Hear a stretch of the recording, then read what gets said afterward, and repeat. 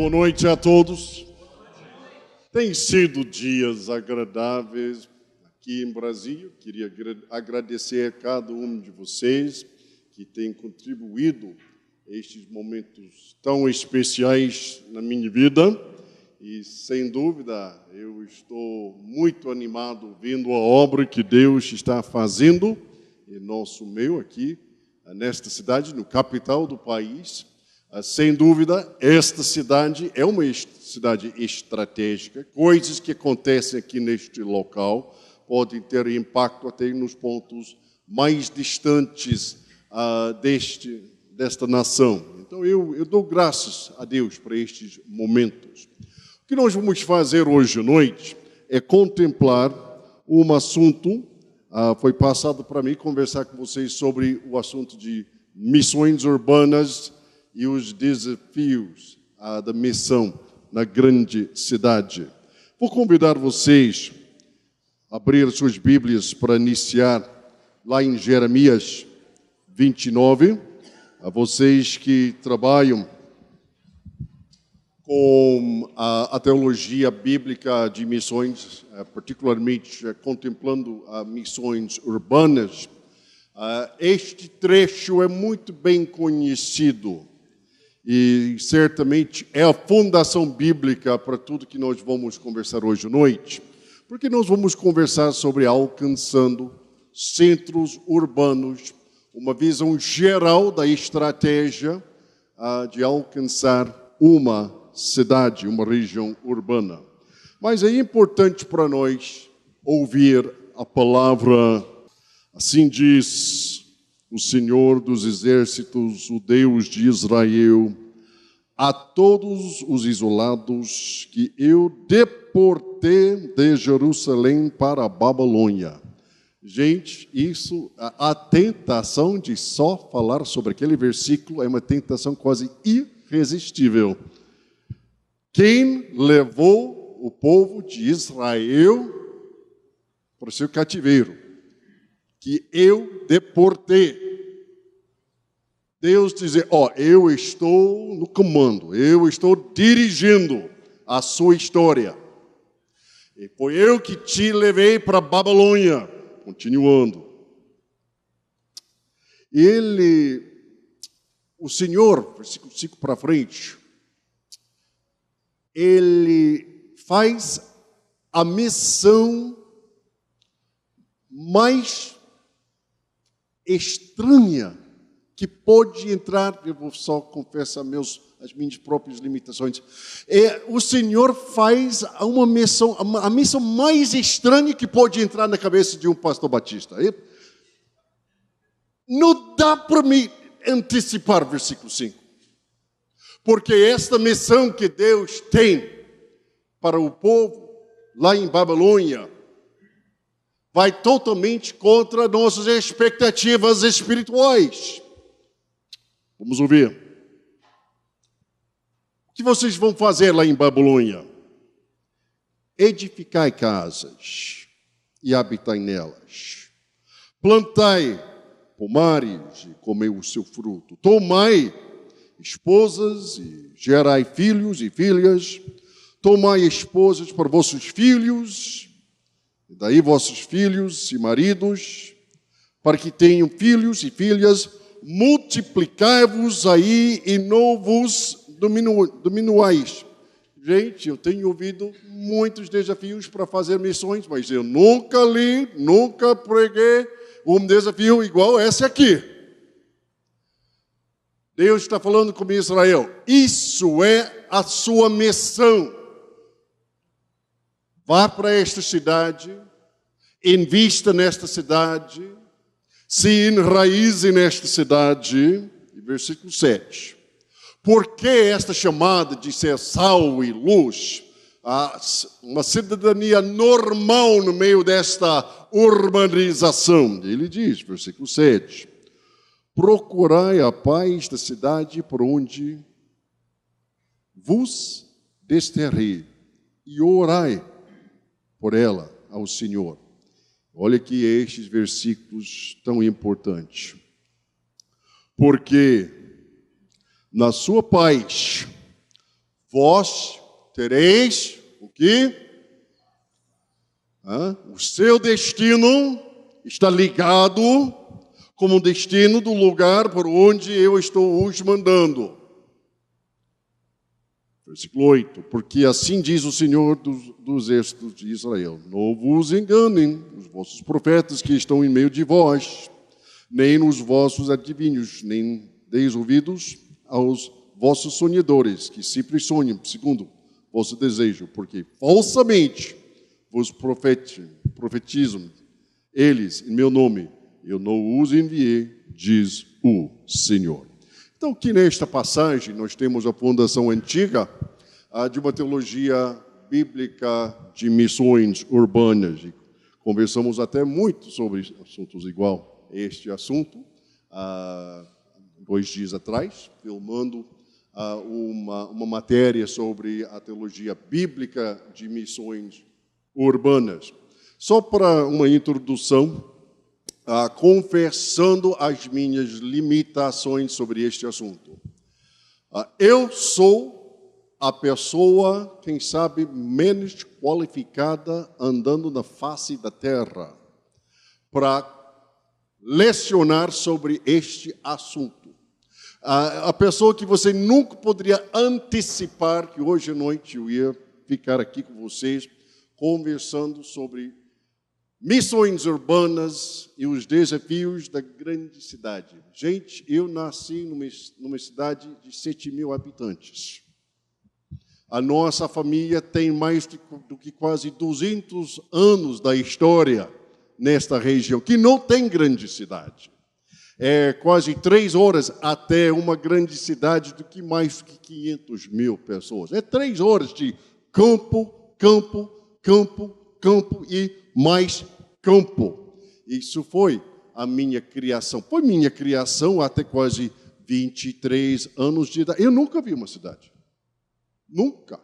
Eu lembro a primeira vez quando eu vi o mar, com 18 anos de idade. A primeira coisa que eu fiz, saí do carro, fui imediatamente, entrei na água e... Puxa, é salgada mesmo, né? Gente, um homem do interior da América do Norte, nunca vi uma cidade grande, nunca vi coisa diferente, sempre aquela mesma realidade. E com 25 anos de idade, eu troquei uma cidade de 7 mil habitantes por uma cidade de 3.500 mil habitantes. Ou seja, eu fui para uma cidade menor ainda. Eu estava ali pastoreando uma igreja batista de quase 200 membros. Gente, finalmente, depois, vocês que estão no ministério, você entende bem, você começa lá no início, com igrejas pequenas, pastoreando fielmente. Finalmente, com 28 anos de idade, Deus me abençoou com uma igreja que deu para me pagar as minhas contas, né? Eu achei que fosse o homem mais rico do mundo, porque ninguém estava ligando para mim dizendo, está indo atrasos com suas contas, porque eu tive 2 filhos, e pagando até as despesas da família, e finalmente, com 28 anos de idade, estava ali naquela cidadezinha bonita, uma igreja boa, uma igreja próspera.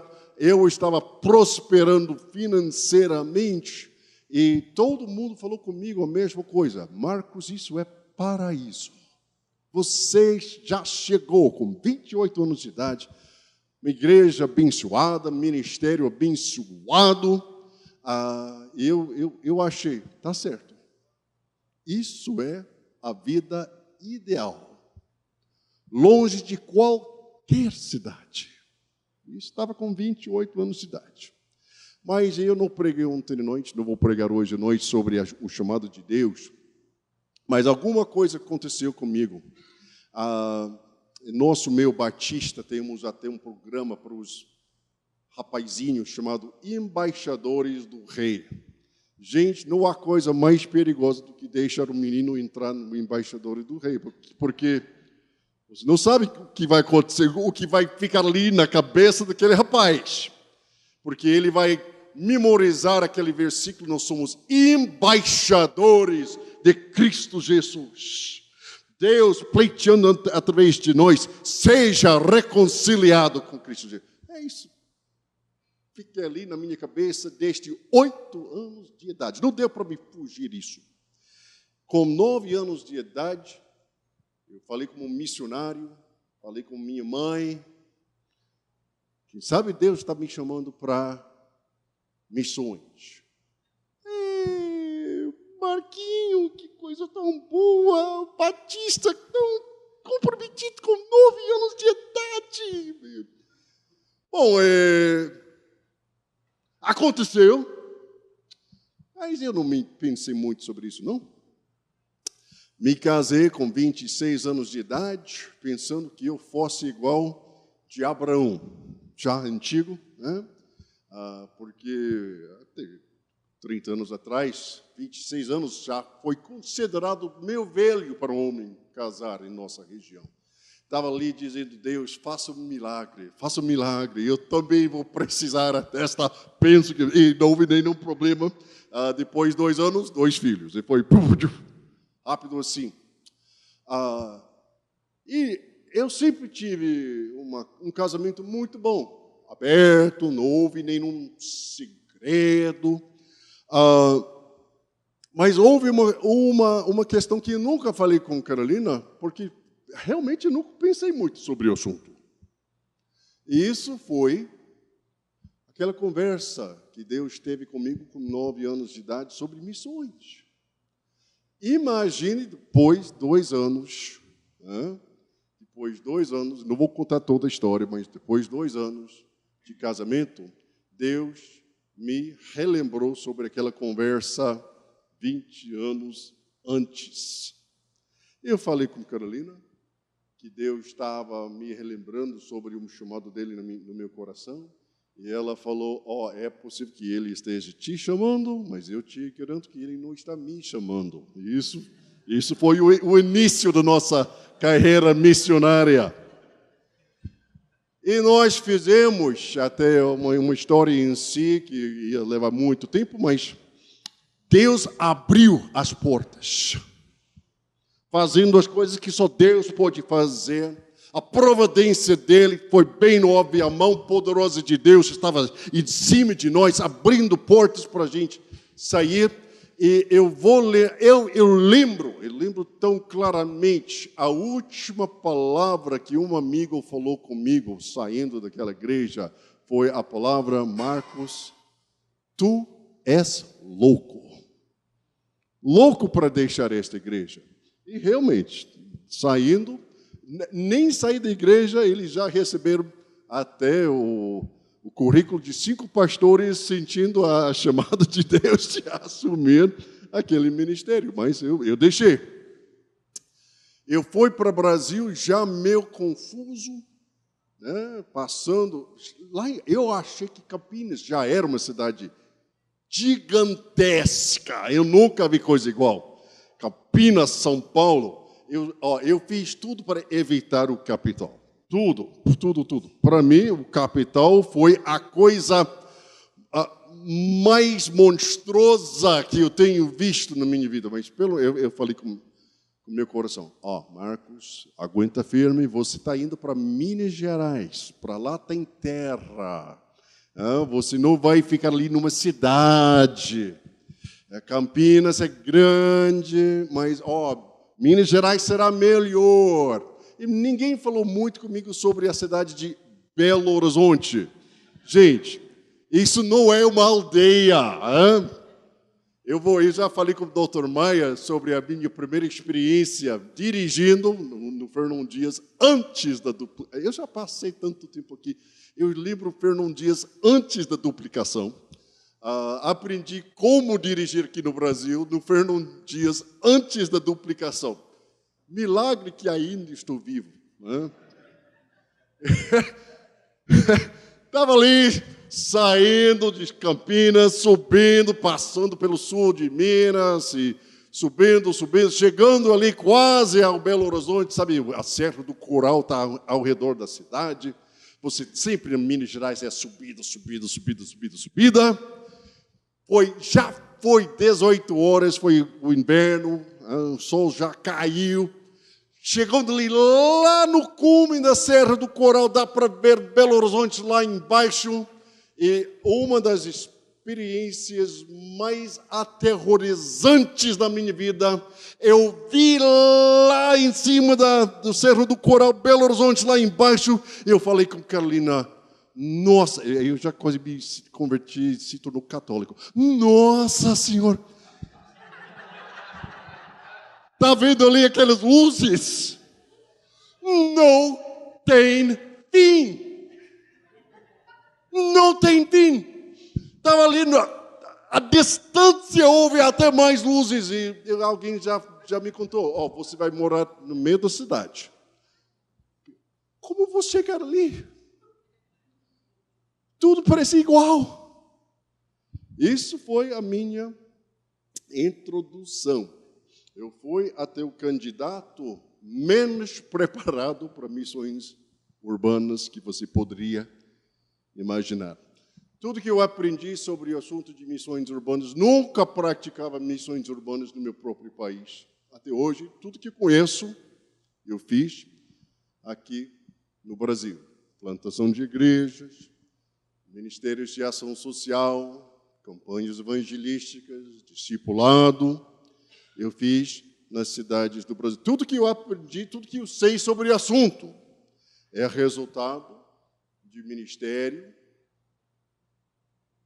corpo a corpo, lá no campo, andando nas ruas, nas comunidades, nos bairros das cidades aqui no Brasil. Bom, com aquela introdução, deixe-me compartilhar um pouquinho sobre as coisas que Deus tem me ensinado durante este período. Vamos pensar sobre 4 coisas. Eu falei ontem à noite que qualquer mensagem, qualquer ensino, é uma jornada. A gente está indo para um destino. O que nós vamos fazer aqui? Eu vou pedir desculpas porque hoje à noite eu vou até perder a ortodoxia. Esta palestra tem 4 pontos. Né? Eu sei que é melhor com 3. O pastor já é agora está meio desconfiável. A gente vai pensar sobre os desafios,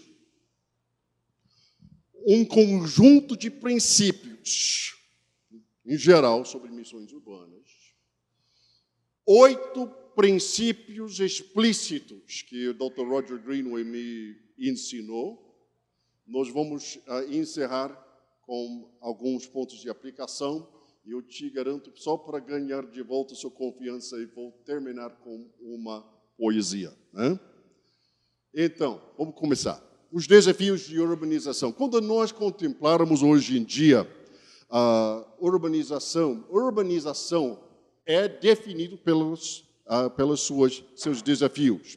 No início do século XX, 13% da população do mundo vivia em cidades. Impressionante. Hoje, mais do que uma metade, que está crescendo, do mundo vive em centros urbanos.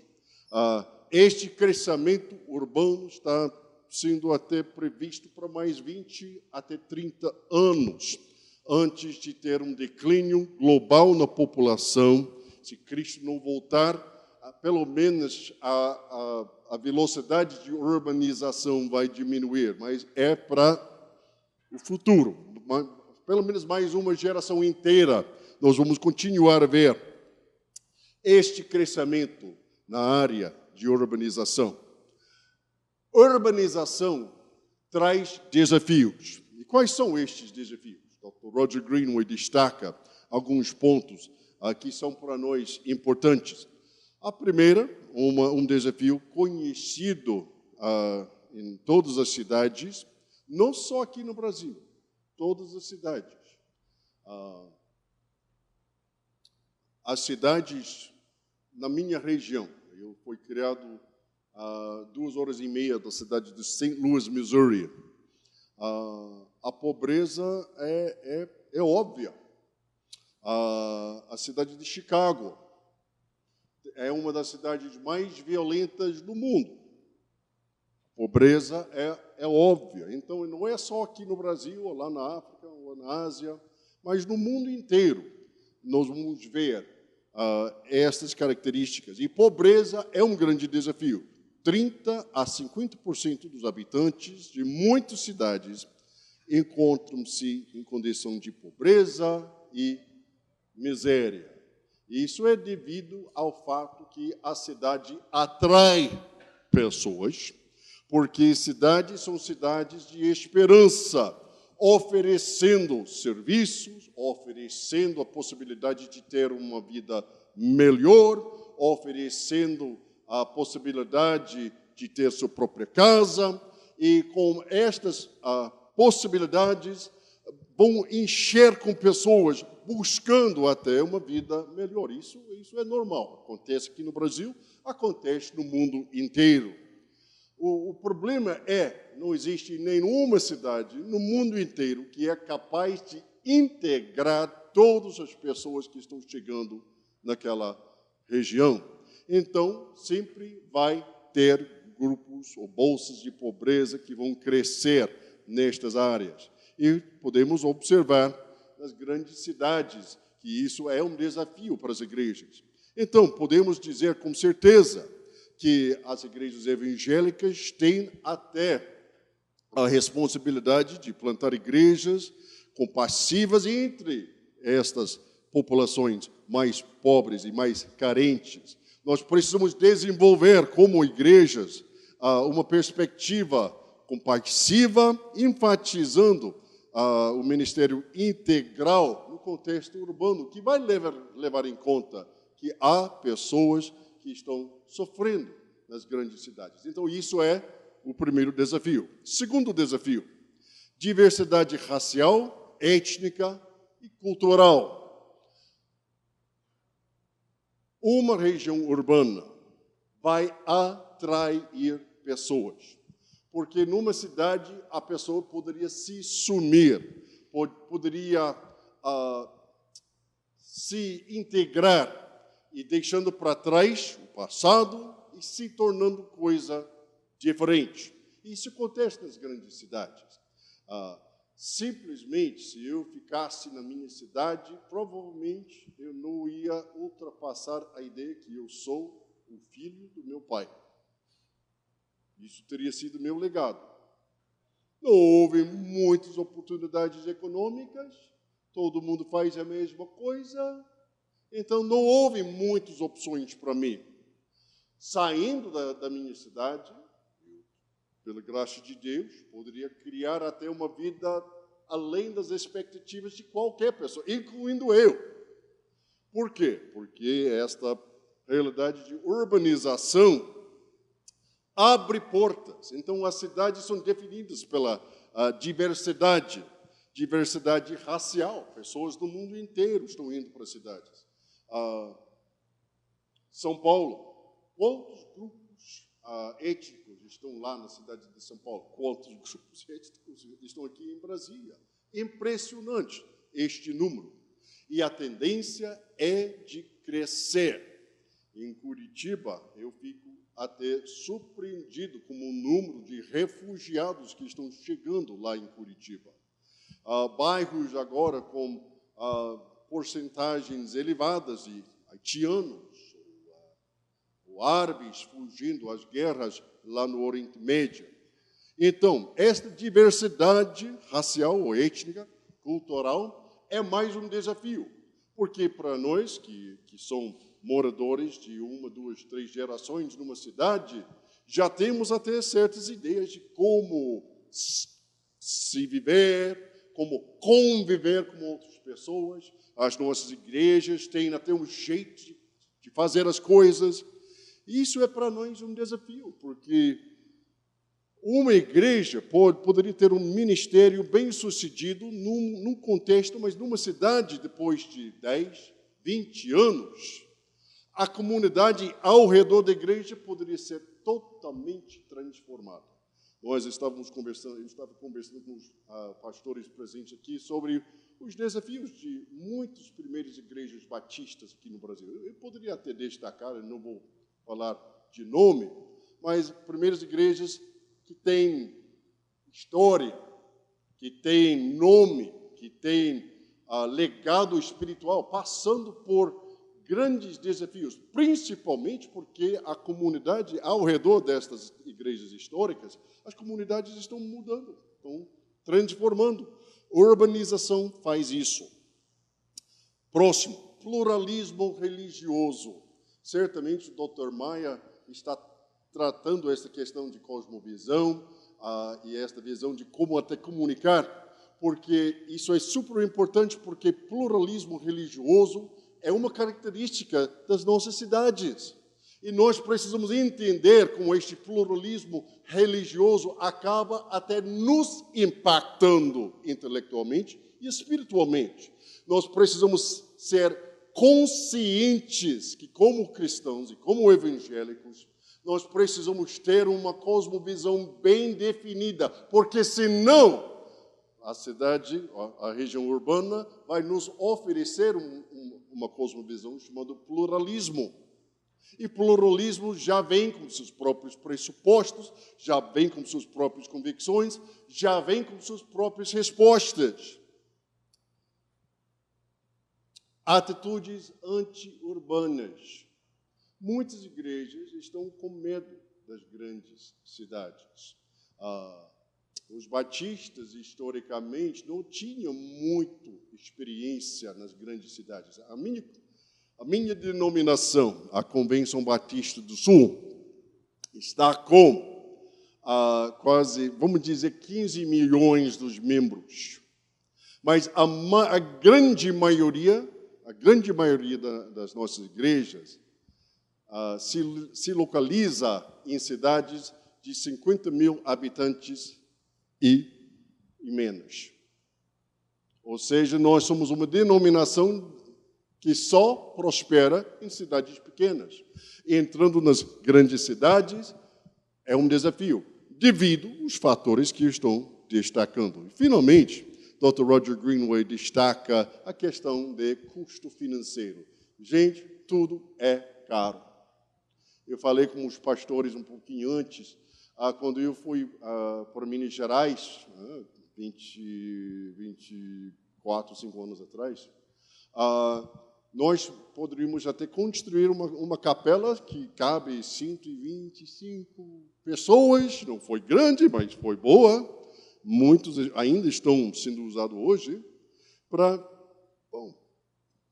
$15 mil, coisa assim, foi coisa muito barata. Hoje em dia, é impossível, os preços estão acelerando tão rapidamente. Então, custo financeiro é um grande desafio. Agora vamos pensar sobre princípios. Alcançando regiões urbanas, fatores comuns no ministério urbano e eficaz. Quando você pensa sobre, para alcançar a minha cidade, quais são os pontos, em geral, que eu preciso fazer? Primeira coisa, desenvolva uma base bíblica e teológica adequada para o ministério urbano. Isso foi nossa tentativa de fazer por meio desta filmagem. Eu ensinei sobre a base bíblica de missões urbanas. Então, pode aproveitar essas palestras, pode entrar no website da Faculdade Batista do Paraná e ler até 2 artigos que eu escrevi sobre este assunto, tudo de grátis. Pode ler um livro igual da Igreja Centrada. A Igreja Centrada está ali ou não? Do Tim Keller. Pergunte ali, os vendedores, se tiver a Igreja Centrada do Tim Keller, e vale, se precisa até brigar para ganhar. Vale a pena para você comprar a Igreja Centrada do Tim Keller. Melhor livro de missões urbanas, provavelmente da nossa geração, certamente desde o tempo do Harvey Kahn e o seu livro sobre o ministério urbano. Mas desenvolve uma base bíblica. Entende exatamente o que a própria Bíblia nos ensina sobre missões urbanas. Segundo, seja intimamente dependente da pessoa e da obra do Espírito Santo.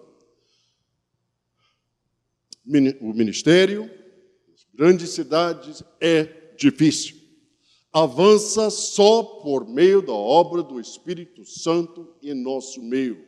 Então, esteja dependente do Espírito Santo, da sua pregação, da sua oração, seus ministérios, porque esta obra só avança por meio da obra do Espírito Santo. 3. Esteja em oração em favor de todos os ministérios. Isso é tão importante. Pode ser, e vou falar mais sobre isso daqui a pouquinho, pode ser por meio de grupos pequenos, a oração da sua igreja semanal em grupos pequenos, pode ser por meio do culto clássico, culto de oração, em que o povo de Deus está ali orando em favor, mas esteja orando em favor de todos os ministérios. 5. Acho que é 4. Estuda a sua realidade. Faça uma leitura sociológica e demográfica e cultural da cidade. Existem muitas formas de fazer isso. Você não precisa ter um PhD em pesquisas. O que você está querendo entender é a cosmovisão do povo com quem você está trabalhando. O que está acontecendo na cabeça das pessoas?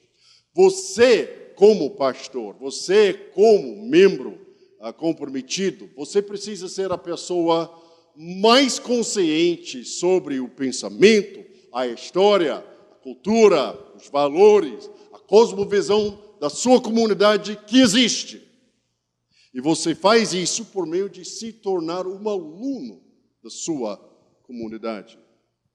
E identifique, ministre as necessidades físicas identificadas na sua comunidade. Onde que tem ministérios, pessoas, semana que vem, em nossa igreja, nós vamos receber, nós já recebemos 200 cadeiras de rodas. Nós identificamos em nossa cidade que tem pessoas com deficiências físicas precisando de apoio nesta área, e nós vamos dedicar uma semana só ministrando às pessoas cadeirantes, e vai ter uma equipe ali mexendo com a cadeira, fazendo todas as modificações, e tudo isso será feito como um ministério. Vai ter pessoas ali para evangelizar e conversar sobre a fé cristã. Identifique a sua realidade, quais são as necessidades onde sua igreja poderia entrar e ministrar. Terceiro ponto. Vamos pensar um pouquinho sobre o entendimento clássico de missões urbanas. Quais são as coisas essenciais que sua igreja precisa fazer em seu ministério, em qualquer região urbana? Há 8 chaves desenvolvidas por Dr. Donald McGavran para a plantação das igrejas urbanas. Quando eu leciono, quando eu vou dar orientação para um missionária, pode ser missionário da Junta de Missões Nacionais, pode ser um missionário da minha própria missão, pode ser uma associação batista ou qualquer outro grupo querendo ter a minha orientação. Eu sempre vou falar sobre estes 8 princípios. Há 8 coisas que sua igreja precisa fazer na sua comunidade para ter um ministério numa grande cidade eficaz, contextualizada e abençoada. Primeira coisa, enfatize, e eu vou usar esta expressão no sentido mais geral, as igrejas nos lares, ou seja, células, grupos pequenos, qualquer coisa para criar comunidade, porque aquele que está faltando em nossa cidade sempre é comunidade. Cidades têm uma tendência de isolar pessoas, particularmente cidades que estão passando por um nível alto de crescimento ou problemas sociais, pessoas vão se sentir isoladas. Então, enfatize algum ministério de grupos pequenos. Gente, Pode ser células, pode ser uma escola bíblica dominical muito bem feita, muito sensível, pode ser grupos pequenos, não faz diferença. O que nós precisamos é uma forma pela qual a comunidade poderia ser estabelecida. Eu tenho trabalhado com células, mas agora eu falei com os meus amigos aqui, quase 20 anos, lá no início, quando os batistas começaram a falar sobre células. Eu estava ali no meio de toda a conversa. Bom, gente, eu tenho visto tudo. E como eu falei com eles, chegando no fim de contas, eu tenho ouvido tanta coisa, eu tenho ouvido tanto pastor, apóstolo e sei lá o que, vendendo o seu peixe, e no fim de contas, gente, é um princípio simples. Precisamos comunidade. Precisamos comunidade. Pode chamar isso célula, grupo pequeno, escola bíblica dominical ainda funciona bem. Precisamos uma comunidade para conectar um com o outro. Isso é a chave. Verifique que sua igreja está realmente criando oportunidades de desenvolver comunidade. Primeira chave. Segundo, desenvolver líderes leigos voluntários. Nós precisamos cada vez mais pessoas se envolvendo no ministério. Precisamos mais diáconos e diaconesas que estão ali dando suas vidas, ministrando as necessidades físicas. Precisamos cada vez mais pessoas que vão abraçar seu ministério.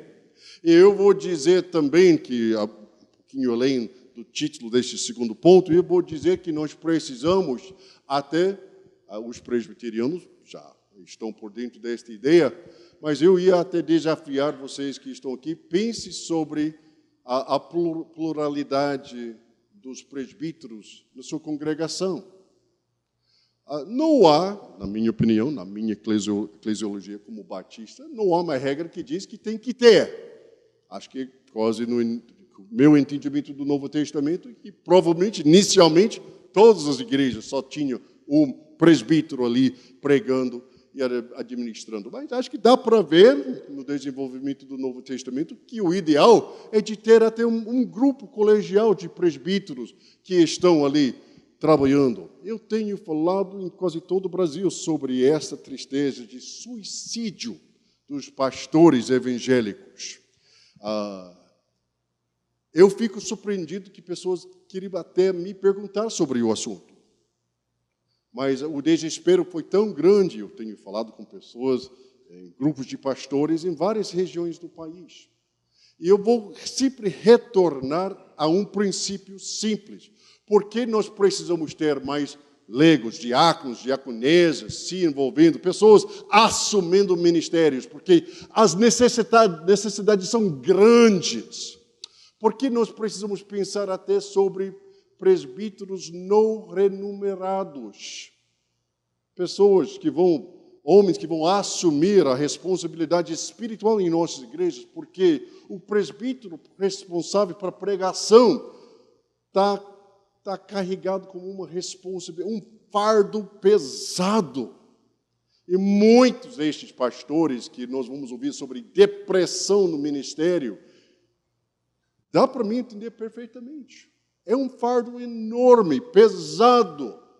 Eu ia até encorajar igrejas, pense sobre essa questão de pluralidade de presbíteros, compartilhando a liderança, cuidando até o rebanho e não colocando toda a responsabilidade em cima de um homem responsável para a pregação e todo o ministério da igreja.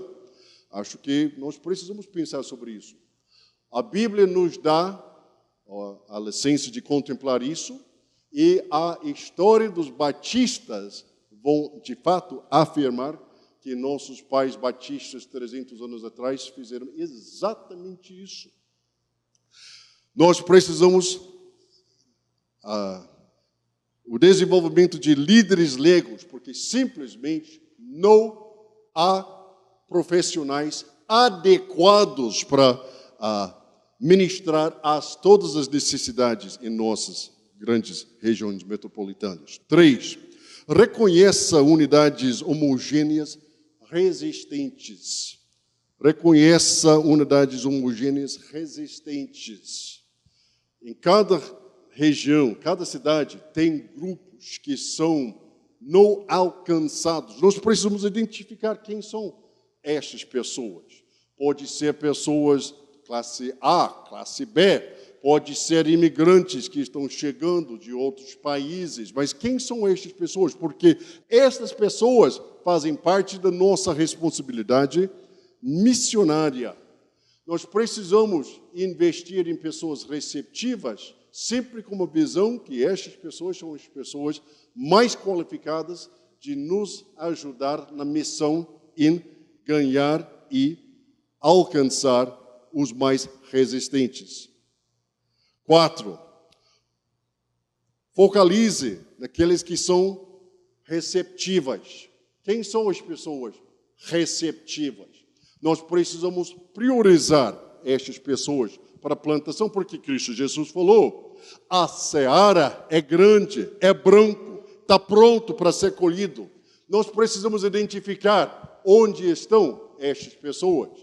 Uma dica que Dr. Roger Greenway me contou, lá em Montevideo, convidamos o Dr. Greenway a vir para lá e até falar com a nossa equipe de liderança da nossa missão. Ele falou estas palavras. Eu tenho praticado essas palavras desde que ele falasse comigo. Se você está ali pensando, poxa, mas Marcos, onde que fica este campo branco para ser ceifado numa grande cidade? Dr. Roger Greenway falou, está simples. É simples? É simples mesmo. Ele falou o seguinte, vai até o fim do asfalto. Vai mais 100 metros. A seara começa ali. Está certo. Eu tenho feito isso em todo o Brasil. Vai até o fim do asfalto, vai mais 100 metros, começa batendo nas portas daquele lugar.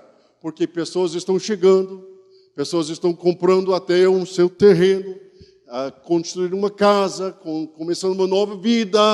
O Espírito Santo, que os trouxe para lá, está mexendo com a vida daquela pessoa mais aberta.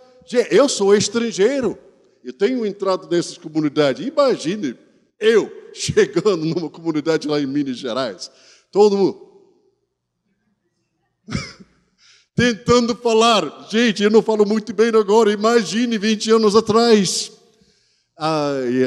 Estamos aqui querendo até conhecer você, quem sabe até, se tiver interesse, começar um estudo bíblico. Centenas de estudos bíblicos foram começados assim. O Dr. Greenway nos contou três coisas. Vá até o final do asfalto, mais 100 metros, começa ali. Ele falou sempre tem que ter duas coisas caindo em pedaços. A sua Bíblia e os seus sapatos. Se fizer estas coisas, você está entrando. Então, focalize naqueles que são receptivos. E essas pessoas existem em todas as cidades. É uma questão de alcançar e descobri-los. 5. Multiplique igrejas a partir de tribos, castas e línguas. Que queria dizer o quê? Por exemplo, você está pensando, mas puxa, não tem tantos grupos étnicos aqui no Brasil hoje em dia. Tá bom, dá para mim entender. Mas vamos fazer então uma aplicação para a nossa realidade aqui no Brasil. Eu estava participando numa igreja batista em Belo Horizonte, alguns anos atrás. Notei que essa igreja estava fazendo tudo para ser aquela igreja batista tradicional, histórica. Não estava dando certo. 10, 20 pessoas. A situação foi desafiante. Falei com um evangelista, porque ele não foi ordenado como pastor. Falei com um evangelista, mas quem é o povo que mora aqui? Ele falou, não, mas todo mundo aqui vem da mesma região. nessa situação foi o Vale de Jequitinhonha. Eu falei com este jovem, você vem de lá? Eu venho, sou de lá. E todo mundo por aqui vem de lá. Todo mundo vem de lá. E eu falei, e qual é o jeito das pessoas que vêm de lá? Este culto reflete esta pessoa ou não? Ele falou, pastor, eu nunca pensei sobre isso. Eu falei, rapaz, vamos fazer alguma coisa. Vamos para o Vale de Jequitinhonha. Quantos de vocês já estiveram lá no Vale de Jequitinhonha? Só uma pessoa corajosa assim, hein? Gente, não é para os fracos. Não é para os fracos. Tem que ser forte para ir para a Vale de Jequitinhonha. Fomos para lá, eu não sou tão forte, mas eu fui para lá, levei para lá, ele para lá, e nós passamos quase uma semana só conversando com pessoas, visitando igrejas, vendo o jeito de pessoas. Retornamos para Belo Horizonte, vamos fazer algumas modificações, levando em conta a comunidade onde nós estamos ministrando. Eu posso dizer, depois de alguns anos, aquela igreja não deu para você entrar, porque estava cheio de pessoas. Então, multiplique igrejas a partir de tribos, castas, línguas ou grupos étnicos ou culturais, nesta situação, nesta ilustração. Mas quem são as pessoas que nós estamos querendo alcançar? 6. Vence a barreira de propriedade. Já falei que construir uma igreja aqui no Brasil, 25 anos atrás, foi uma coisa. Hoje em dia é outra coisa. E podemos até pensar que há pastores querendo como uma visão de construir, e aquela visão pode se tornar até um pesadelo, porque os preços são tão desafiantes. Então, para nós, vamos sempre lembrar, é possível que seja a vontade do Senhor para você construir uma igreja, comprar um terreno, mas sempre tem que pensar isso. O tempo e o momento do Senhor. Porque hoje em dia, mais do que nunca, precisamos ser sensíveis sobre o tempo do Senhor. Isso é o momento certo de fazer. Muitas vezes, precisamos pensar sobre a questão, como eu posso aproveitar o espaço já existente para utilizar para uma igreja. Então, lá em Joinville, Santa Catarina, alguns anos atrás, começamos uma igreja no hotel Blue Tree. Um hotel bom, pessoas querendo começar uma igreja. Nessa situação, eu falei, gente, quem está pagando as contas? Nós vamos pagar. Vocês vão pagar, eu vou pregar. É simples. Pense sobre outras alternativas. Pode ser um hotel, pode ser um espaço, churrascaria antes de ser usado. Estive em Londres a mês de maio e eu fui para o cinema 10 horas de manhã.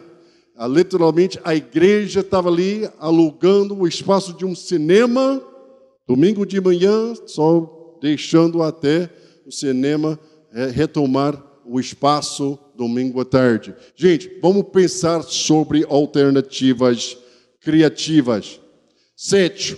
Comunique a fé intensa em Cristo Jesus. Isso é fundamental. Nós precisamos mais evangelismo hoje em dia, não menos. Precisamos mais proclamação da palavra de Deus, não menos. Comunique esta fé intensa em Cristo Jesus. Ponto 8. Providencie uma base teológica para uma sociedade justa e moral. Eu ia encorajar você, se você... eu vi este livro ali, o livro do Dr. Tim Keller, A Justiça Generosa. Se você nunca leu, se você tem interesse neste assunto, melhor livro para começar seus estudos é este livro. Pense sobre isso como a forma, pelo menos, para deixar sua mente começar a pensar sobre como nossa igreja pode ter uma visão, biblicamente, de ajudar e ministrar em nossa cidade. Estamos entrando na reta final. Deus e a cidade reino. Apocalipse 21 descreve e retrata o ápice da criação de Deus como a cidade. Sua redenção está nos construindo uma cidade, a Nova Jerusalém. De fato, quando olhamos a Nova Jerusalém, descobrimos algo estranho. No meio da cidade existe um rio cristalino. Em cada lado do rio está a árvore da vida, dando fruto que sara as nações de todas as suas feridas e de todas as suas consequências da maldição do pacto divino. Esta cidade é o Jardim do Éden, refeita. A cidade é a realização dos propósitos do Éden de Deus. Dr. Tim Keller diz, começamos um jardim, mas nós vamos terminar numa cidade. O propósito de Deus para a humanidade é um propósito urbano. Por quê? Porque a cidade é a invenção e desenho de Deus, não apenas um fenômeno sociológico ou uma invenção da humanidade. Vamos concluir com algumas recomendações para a sua consideração. Essas recomendações vêm do documento do Cidade de Cabo e a parte de missões urbanas. A recomendação seja grata pela sua cidade, porque ela é um presente de Deus. Brasília é um presente de Deus. É uma honra, é uma bênção morar numa cidade igual da Brasília. Rio de Janeiro é uma bênção de Deus. Eu sei os desafios, eu vou para Rio de Janeiro pelo menos 2, 3 vezes por ano. Eu sei quais são. Eu vou até perguntar aos motoristas de Uber. E aí, meu filho, como estão as coisas? Eles vão contar tudo. Então, eu já sei tudo que está... Mas ainda é uma benção. São Paulo é uma benção. Cada cidade é uma bênção do Senhor. Seja grato por isso. Para muitos, isso requer uma mudança de atitude. Não se surpreenda pelo pecado. Pecado é real, porque pecado é uma cidade é uma concentração de pessoas. Como consequência, uma cidade é uma concentração de pecadores. Então, o pecado existe. Não fique surpreendido com isso. Mas não se desespere sobre o futuro. O Evangelho é poderoso para transformar pessoas. Pessoas estão sendo transformadas. Alcance a cidade para alcançar seu próprio coração com o Evangelho. Eu posso falar muito sobre isso, mas deixe-me pelo menos contar uma história pessoal. Eu fui criado num município totalmente branco. Totalmente branco. E você já ouviu um pouquinho sobre o racismo, né, dos Estados Unidos. Bom, ninguém me ensinou para ser racista. Minha família não foi assim. Mas quando você é criado numa comunidade, um município que só tem branco, o mundo inteiro parece estranho. A minha esposa, descendente dos índios Cherokee, tem olhos castanhos. A primeira pessoa com olhos castanhos em nossa família. Todo mundo ficou ali só para olhar. Não acredito, nunca vi olhos assim. Isso foi a nossa realidade. Eu fiz tudo para deixar para trás este legado do racismo do meu próprio país. E eu creio que eu fiz até um trabalho bom, razoável. Uma pessoa, pelo menos, bom no meu comportamento, mas com tão pouco contato com pessoas diferentes, eu sempre senti meio... Será que isso seja seguro? Será que isso seja certo? Aquele sentimento. Depois de 4 anos em Minas Gerais, eu assumi uma igreja que estava quase quebrada. 4, 5 pessoas em frequência, na cidade de Ribeirão das Neves. Conhece Ribeirão das Neves? Uma cidade penitenciária, vocês que conhecem. Então, nós fomos para um dos bairros mais pesados de Ribeirão das Neves. Agora você está pensando, homem alto, loiro, 20 anos mais jovem, com 2 filhinhos loiros. O primeiro escândalo que eu provoquei aqui no Brasil, que posso lembrar, eu fui para esta comunidade e fiz evangelização com o diácono. Ele foi o meu diácono fiel, o único diácono. Foi bom que ele fosse fiel. E nós íamos evangelizar. Fizemos isso quase um mês e chegou o ponto de trazer a família. Então, a comunidade já ficou até acostumada com a minha presença. Entrei ali com o meu carro, saí do carro, eles sempre me chamaram o padre. O padre está aqui, o padre está aqui. Mas o escândalo aconteceu quando minha esposa e os filhos saíram do carro. E crianças correram em toda direção. O padre está aqui e ele trouxe a sua família. É isso. Minas Gerais nunca será igual depois disso. Mas para lá, eu assumi esta igreja, uma igreja... Nós fomos os únicos brancos naquela comunidade. E cada domingo, eu ia ficar ali, beijando.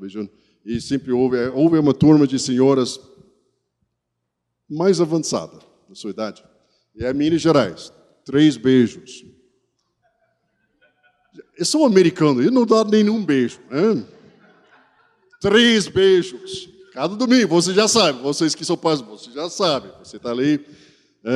Chegando ali, a turma das senhoras da igreja, o pastor, 3 beijos. Então, cada semana é 3 mais 10 é 30. Tá tudo bem.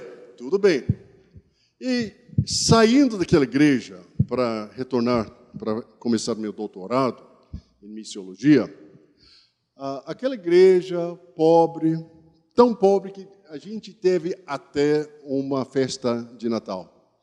A primeira festa de Natal, muitos nunca participaram numa festa de Natal, uma igreja tão pobre. Eu peguei um cacho enorme de bananas e nós fizemos pão de banana. Isso foi a festa. E foi uma festa mesmo. Então, pronto de sair da igreja, eles só tinham dinheiro para comprar para mim uma lembrancinha.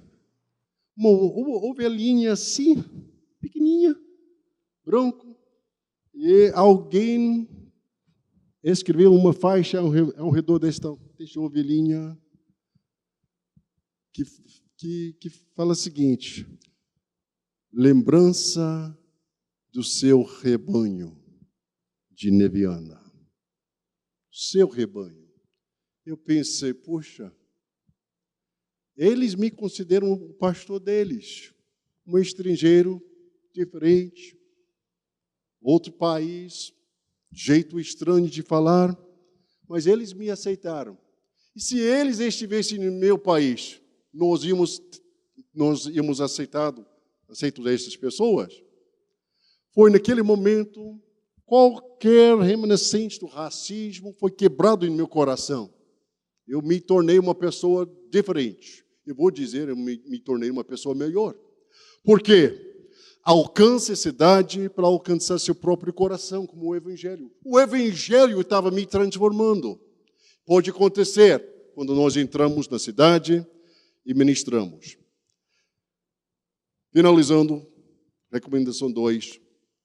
Priorize os centros urbanos estratégicos no mundo ao utilizar uma estratégia de plantação de igrejas que alcançará todas as grandes cidades com uma mensagem transformação de Cristo Jesus. Dr. Roger Greenway falou isso.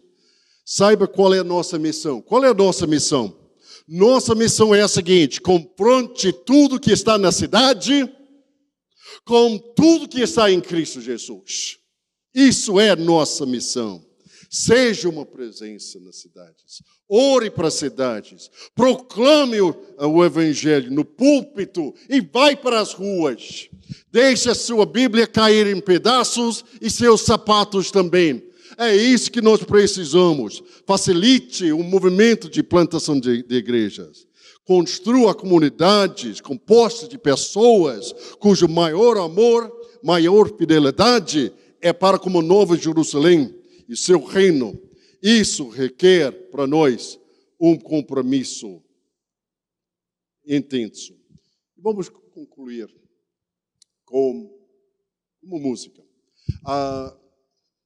Quase 10 anos atrás, fui convidado a ir para a cidade de México e fazer uma palestra sobre missões urbanas lá no México. E eu ouvi uma música um pouquinho antes do Chris Tomlin, falando sobre o Deus da cidade. Está cantado aqui no Brasil, mas eu vou dizer que a tradução é muito longe daquele que Chris Tomlin cantou. E ele cantou estas palavras. Ouvindo estas palavras, eu pensei, é exatamente isso que eu queria ver na cidade onde eu estou ministrando. Então, vamos encerrar com este desafio. Viva, ministre com esperança na sua cidade, que a melhor ainda está por vir na cidade. Estas palavras são as seguintes: Tu és o Deus da cidade, Tu és o Rei deste povo. Senhor desta nação, Tu és. Não há outro igual a Ti, não há outro igual a Ti. Pois tempos melhores estão por vir, obras maiores se farão neste lugar, porque tempos melhores estão por vir. Meus amigos, eu ainda continuo um otimista sobre o futuro do trabalho evangélico aqui no Brasil. Eu vou concluir dizendo, eu creio que tempos melhores estão por vir aqui neste grande país por causa da sua igreja. Amém? Que Deus abençoe.